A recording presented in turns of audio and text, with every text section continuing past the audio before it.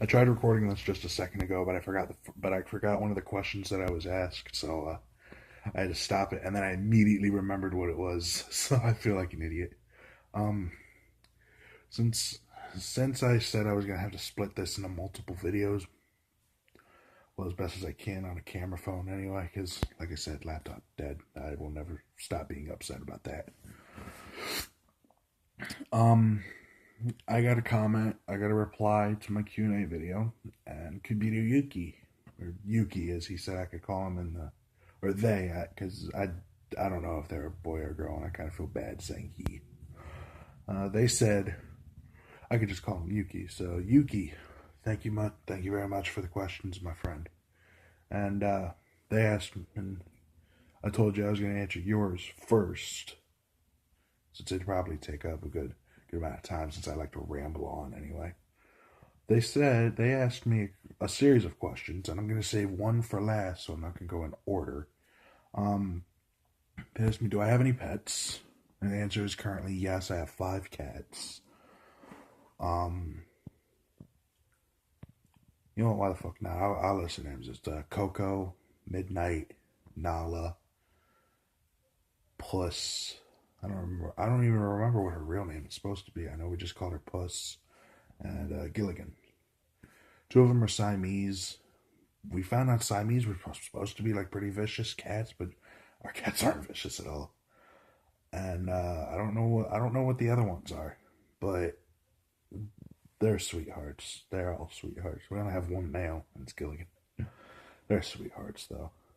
Actually, we found Coco got out a couple weeks ago, and we just found her about a week ago, and it was really heartwarming.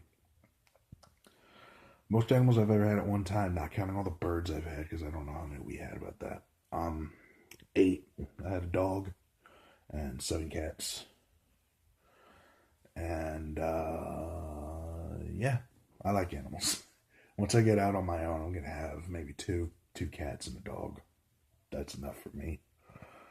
Also asked me what's the first video game I ever played, and as far back as I can remember, I can't remember much. Like I don't have that good of a memory. So I can't really remember much before the age of 10. I don't know if that sounds bad or not. To a medical professional it might, I don't know. But as far as I can remember, at 4 years old, the first game I ever played was Crash Bandicoot 3 Warped, which kind of left a mark on my little brain here, and that's why I love Crash Bandicoot so much.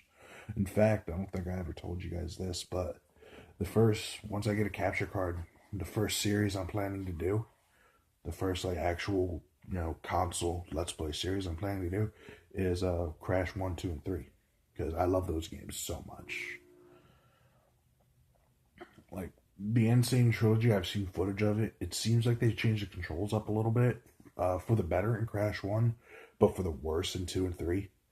And I'm still excited for it though, because I really want to give it a chance for myself. Because there's only so much you can do from just looking at things without actually playing it, yeah? Yuki also asked me horror games, yay or nay. And generally, yay. I like horror movies a lot, but really, when I say horror movies, I mean things like Friday the 13th or Halloween. I don't really like Nightmare on Elm Street or Alien or things like that. Children of the Corn is an absolute no for me. Fuck that shit. Silent Hill. I really like Silent Hill. I love the atmosphere it gives off. Because instead of just being a jump scare, it's more psychological and messes with your head. And that's the kind of shit I really like, which is why I don't. Well, I can't really say that's why I don't like the Silent Hill movies, because to be fair, I've only seen one, and I hated it. I don't know how many there actually are. I haven't seen any of the Resident Evil movies. I've never played Slender Man. Uh, Resident Evil 4 is really good. Like, really good. Only problem I have with it is, again, tank controls, but it's a lot better than 1, 2, or 3 or Code Veronica X. Uh, Silent Hill 2, I adjusted with tank controls. I thought I was going to hate it because I really don't like tank controls. But it seems better designed for tank controls than Resident Evil 1, 2, or 3. Like, no. I mean, there are tight corridors. What the hell am I talking about? But the game's not full of them. Is the thing. Like, you get plenty of time to explore. Then again, I haven't actually played Resident Evil 1, 2, or 3. I only sampled a little bit of Code Veronica X and got freaked out at the first zombies on fire. But I don't want to ramble on too much. I want to ramble on here a little bit, though. Finally asked me, they'd like to hear Kibitoyuki. Sorry, dumbass. Yuki would like to know more about my Let's Play inspirations. And that's going to be a little bit of a ramble. And I might actually have to go into a separate video because, again, I do have a time limit. I've exceeded that because I've deleted some music and made some space on my phone. I don't know how much of a time limit I have. Maybe 10 minutes now, I think. So I might have to go into a separate video, another video on that, which would suck, but it'd be all right anyway. Also, I know why you probably didn't see this in yours. So no, wait, that's not it. Never mind. I was about to say I know why you probably didn't see this in your subscription box, but not being able to put tags on my video from my phone doesn't mean you wouldn't see it in your subscription box. I don't know what the hell I'm talking about. We need to go back to the year 2011, where I was just an innocent young child who hadn't experienced the way of the internet yet. And I